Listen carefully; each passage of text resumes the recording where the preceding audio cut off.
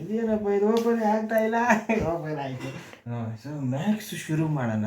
ನಿಮಗೆ ಮ್ಯಾಕ್ಸ್ ಭಾಳ ಈಸಿಯಾಗಿ ಹೇಳ್ಕೊಡ್ತೀನಿ. ನೀವು ಎಲ್ಲರೂ ದಡ್ರು ತಾನೆ ನೋಡಿ. 78 ಆದಮೇಲೆ ಏನು ಬರುತ್ತೆ? ಎಲ್ಲರೂ ಗೊತ್ತಲ್ರಿ. ಮತ್ತೆ 98 ಆದಮೇಲೆ ಏನು ಬರುತ್ತೆ? ಇದು ಗೊತ್ತಾ? 1001 ಆದಮೇಲೆ ಏನು ಬರುತ್ತೆ? ಇದು ನಮ್ಮ ತಿಂಗ್ರಿ. ನೀವು ದಡ್ರು ಇದೇ ಥರ ಬುದ್ಧಿವಂತರು ಆಗ್ಬೇಕಂದ್ರೆ ನನ್ನೇ ನೋಡ್ತಾ ಇರ್ರಿ. ಅಡಿಷನ್ ಶುರು ಮಾಡ್ತಾ ಇದ್ದೀವಿ ರೀ. ಫಸ್ಟು 10 ಯಾವ್ದಕ್ಕೆ 10 ಬರುತ್ತೆ ಅನ್ನೋದು ನೆನ್ಪಿಟ್ಕೊಳ್ಳಿ. 1 9 2 8 3 7 4 6 5 ಇದನ್ನ ಉಲ್ಟಾ ಮಾಡ್ಕೊಳ್ರಿ. 6 4 ಇದೇ ಇಲ್ಲಿ ಬರ್ತಾ ಇದೆ. ಅದೇ ಹಿಂಗೆ ಇದನ್ನೆಲ್ಲಿ ತಗೊಳ್ಳಿ.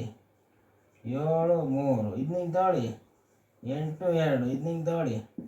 1 9 ಇದೆಲ್ಲ ಅಡಿಷನ್ ಮಾಡಿದ್ರೆ ಅಷ್ಟೇ ಬರೋದು.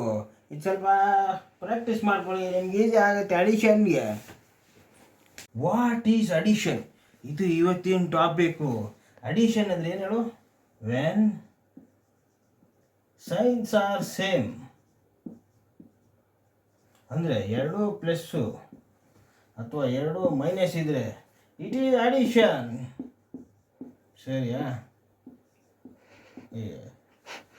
ನೋಡಿ ಈಗ ಎಕ್ಸಾಂಪಲು 2 2 6 8 -9 -13 -22 ಅಷ್ಟೇ. ಇದೇ ಥರ ಮಾಡ್ತಾ ಹೋಗ್ರಿ, ಕಲ್ತ್ಕೊಂಡ್ಬಿಡ್ತೀರಾ. ಆಯಿತಾ? ಇವತ್ತಿನ topic what is subtraction. Subtraction ಅಂದರೆ ಏನಿಲ್ಲ, ಒಂದು ಸೈನ್ಗಳು ಬೇರೆ ಬೇರೆ ಇದ್ದರೆ, if science are different then it is subtraction.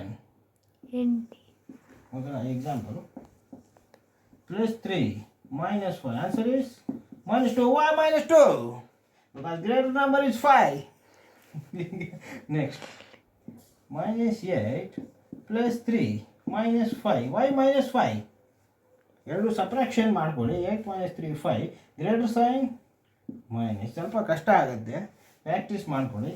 ಮುಂದೆ ತಿಳ್ಕೊಳ್ಳೋಣ. ಇನ್ನೇನಾದರೂ ಕಷ್ಟ ಇದ್ದರೆ ಹೇಳಿ.